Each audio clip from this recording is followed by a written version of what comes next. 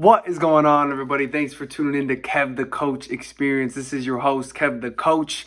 I coach driven nice guys through breakups to help you rebound your life by discovering your truths and your purpose, building your confidence in your mission, and understanding women and relationships. You are in the right place if you enjoy drastic improvements in your personal relationships and professional life, and I'm happy to have you here. If you haven't already, please be sure to follow, subscribe, do all those things that spread the word, and if this resonates with you, I think you'd want to help someone else, get through something that they're going through, because today we're going to be talking about Oneitis. But before we talk about Oneitis, just a quick housekeeping updates here. We're on YouTube. Obviously, if you're watching on YouTube, you already know that you're here. But for my podcast listeners, because I'm doing both at the same time, you can check this episode out on YouTube.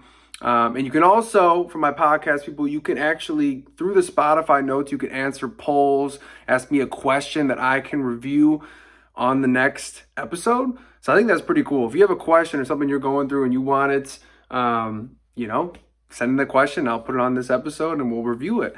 And I'm catching myself in the camera here because I'm wearing a sleeveless. I'm working out after this. I want to do a quick episode.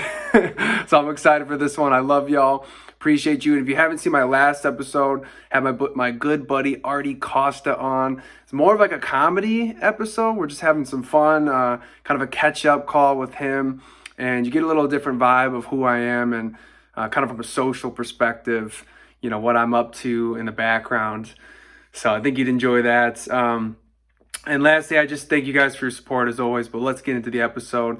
So we're talking about Oneitis today. Why it happens, kind of the psychology behind it, how, it's happening and how to overcome it.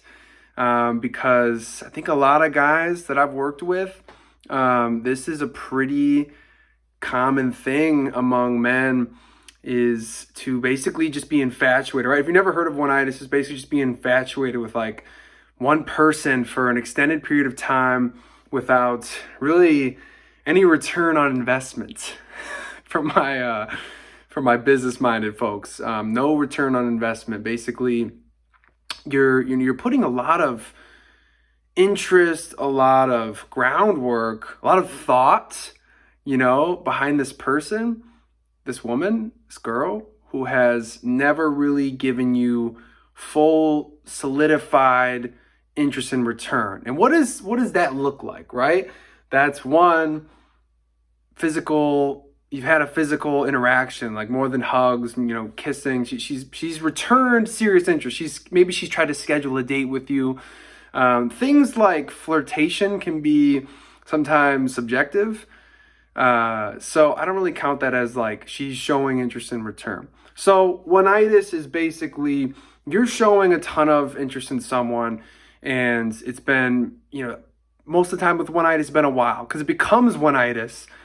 It only becomes Oneitis when it's been a while that you've been talking about this person, thinking about them, and maybe you've even told friends, you've told people in your life, and nothing's came of this.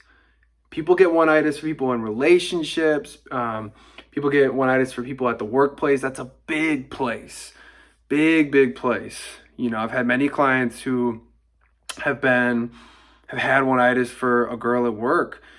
And so we're talking about what Oneitis is, and we'll get to shortly kind of how to overcome it and understand it from a psychological perspective. Like, why am I so into this person, right?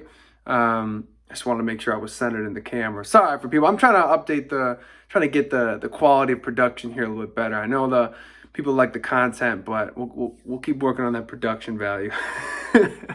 But yeah, it's happening because I think as a collective, men have become very unconscious. And I've been guilty of it in the past. Obviously, I'm doing what I'm doing because I've made mistakes, and I'm trying to help other men so they don't have those same mistakes. But really it happens because we're becoming unconscious. And what does that really mean when we're saying you're unconscious? Well, typically when you have Oneitis, it's like you're liking someone that doesn't really like you back. So what that tells me is that's a bad way to use your time and energy, mostly energy, right? to really put your energy forth towards someone who's not reciprocating. If you were truly conscious and aware of, you can tell I'm starting to like almost dial back my energy and slow down a little bit to be a little more conscious of my own energy. If you were truly fully conscious, you could realize and have the perspective that this person's not showing you what you deserve, right? The attention you deserve. And a lot, oneitis comes in a lot of different variation forms. A lot of times oneitis is like you've never even asked the person out, right? It's just this looming non-relationship that exists, and it hasn't really come to fruition for anything. So it's time to be more conscious. Time to ask yourself, why am I putting all this energy into this one person? What is so great about them that I so desperately am trying to why am I hanging on to this possibility? Why am I hanging on to this possibility of us being together when there's so many other people out there? So that I would start by asking questions, because being conscious is asking questions, and it's being aware of everything you're doing, right? So really look at this person. It happens a lot in the workplace because we're surrounded by, well, at least in the past, maybe now we got these remote lifestyle going on, but in the past you're surrounded by people that you kind of you have to be around because you work with them. And that can be a tricky scenario when you meet women who are in the workplace and you don't know how to approach it because you don't want to be creepy, you don't want to cause a workplace issue, but you think they're attractive and all this stuff. So yeah, you got to really come to understand, why are you holding on to this person that, isn't giving you anything in return?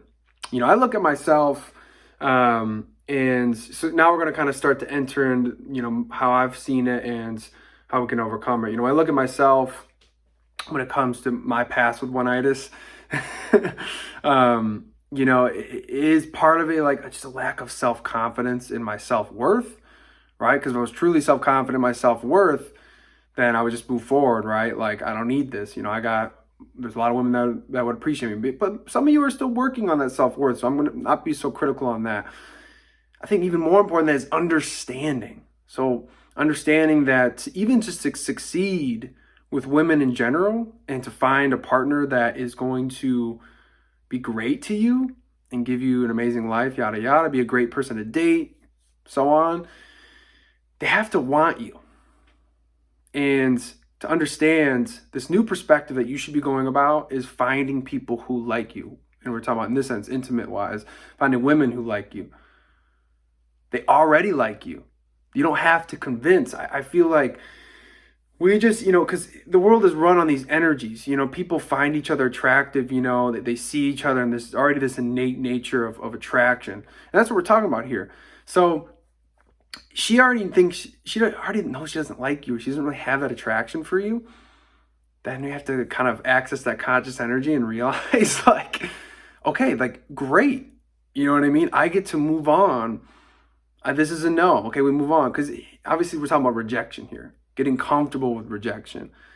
Because you can't get comfortable with rejection, it's going to be very difficult to get anywhere in life, to be honest. Or at least that's a little harsh. To get to really advance your life, right? Into some higher levels of success. Let's put it that way.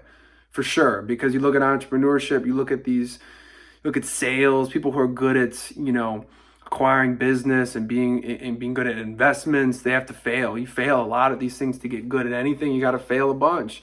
So when it comes to women and finding an ideal partner, you have to be comfortable with actually seeking out rejection sometimes.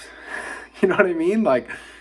There's a self-confidence to that. It's hey, just this isn't something you actually say, but almost internally how you want to frame it, because we're talking about framing and dating and all that stuff. Hey, I find you attractive. Do you find me attractive? Maybe that's not exactly what you're going to say. Maybe you do, though. Depends on the situation. But when you frame it that way internally, it's a lot more intimidating, right? Than thinking that everyone's going to be interested in you. Like, I'm telling you straight up, like, yeah, sure, there's status in the world, right? And those people, they're going to get a lot of yeses because their money and their status. But for the many of us who have not achieved substantial status, those, like, and obviously it's the majority, the vast majority of the world. Those people, you know, you should be expecting to get mostly no's in life. Even the guy that you see, even one of your friends who's really good looking, that maybe you look at him and you're like, damn, like he's always gotten girls and stuff. I guarantee you he's not telling you about the rejection he's getting. I get tons of rejection, tons of it.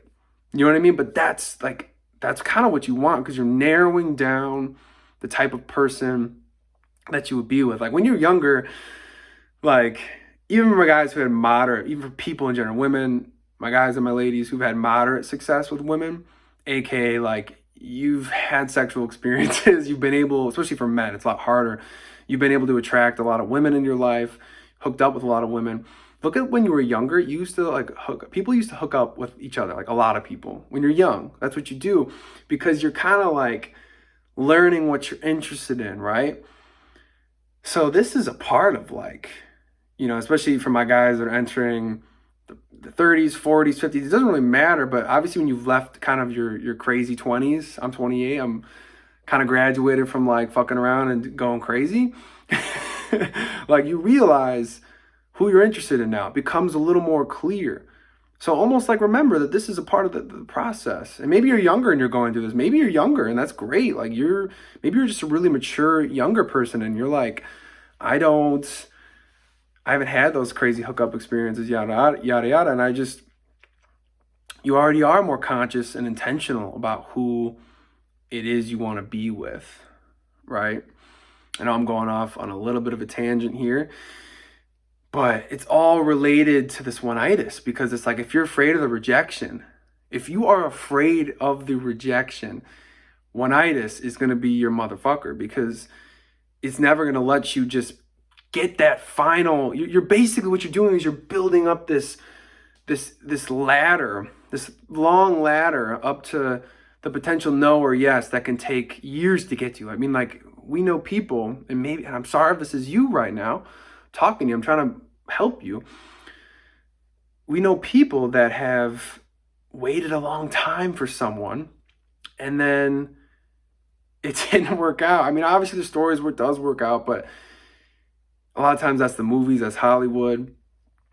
And that's like guys that are waiting for a girl that has a boyfriend. Like, this stuff it's not going to lead you to any sort of happiness. You know what I mean? You've got to go for it.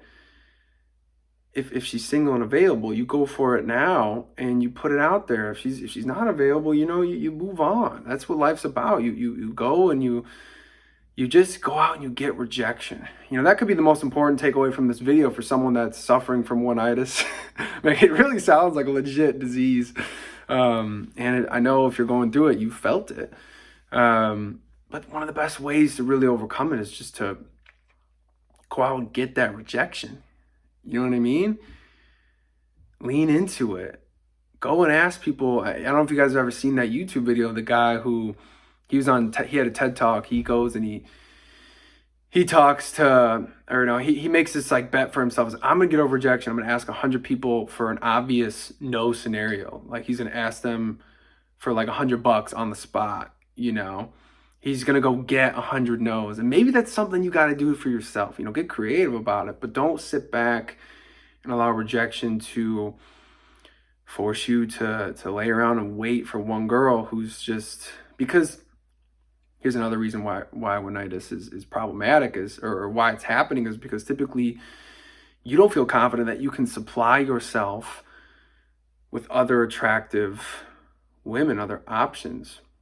And obviously this can happen for a lot of reasons. Maybe you're in the part of the world where there's just not a lot of people around. So now you got a whole other issue. You got to fix that. You got to get somewhere where you can go to a city where there's more attractive options, or you got to join a group online. You got to do something to put yourself in an atmosphere where you're around other like-minded, attractive people that you can form a relationship with, you know, whatever. So you got to get real creative. So I'm giving you a few solutions here on how to overcome it. It's not just, a lot of content creators, maybe they're talking about how there's just like a overnight sort of solution. I've never been that guy. I think you got to put in the work within yourself, to achieve real profound long-term results, right? Completely get rid of a problem, and let me just be clear too, the most confident people in the world, they can experience oneitis, but it's not oneitis, the full diagnosed oneitis, because they have so many options, and they've already realized, like, the short-term oneitis is like you like a girl just off of what you've seen, you met her once, you hit her up, call her, whatever, and she's kind of like, I'm not interested. That's like a brief moment of oneitis, is you were kind of unconscious, you didn't really realize that she's not interested in you, because we're all giving each other signals out here. If you can pay attention to them, you can win a lot easier. I wish I could have got myself more on the camera here, but I move around, you know what I'm saying? So it's difficult, because you have to put yourself in situations to succeed. You gotta get rejection. You gotta recognize signals. You know what I mean? But oneitis is completely avoidable. You just gotta realize kind of your weaknesses in that area. Like, you're clearly, if people aren't giving you the time of the day, or you're not even asking for it, then we gotta just, that's the only thing you do is accept accountability. You gotta go do something about it. You know what I mean? You gotta ask her out. You gotta get that yes or no. When you wait in limbo land to ask out someone that you're interested in, and they're in your life, they're around your life, that's what builds oneitis. That's what builds oneitis right there. When you wait in that limbo land, she's in your circle, she's in your friend group, she works at your company. However, oneitis comes about, the longer you wait around, it's like that Band-Aid you're ripping it off real slow. You know what I mean? Because I hate to be the one that's going to tell you this, but women will let you know when they're interested. They do that. They're good at that.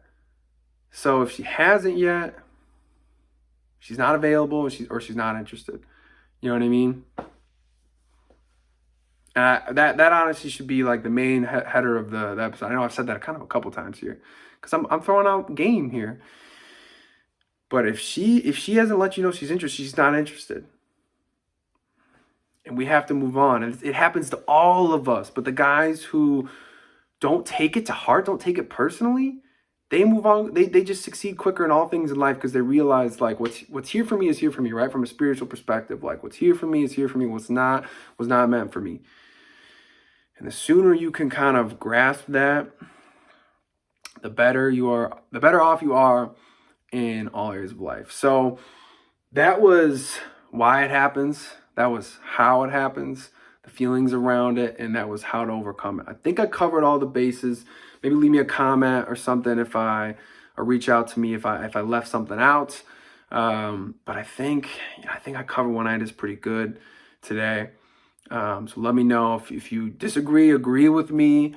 If you're going through it, let me know. I can help you out. I mean, a lot of times it's just, we need accountability in this life. You know what I mean? Like, we just need to be held accountable, especially when it comes to, like, oneitis. We need a good friend. Just be like, bro, like, she ain't into you. You know what I mean? Like, we need a good friend group.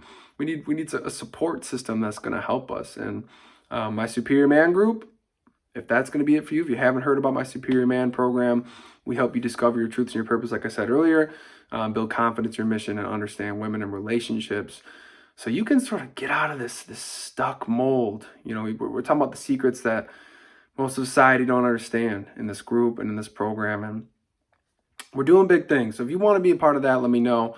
But with that, we'll end this episode. Like I said, if you want to chat with me personally, you can reach out.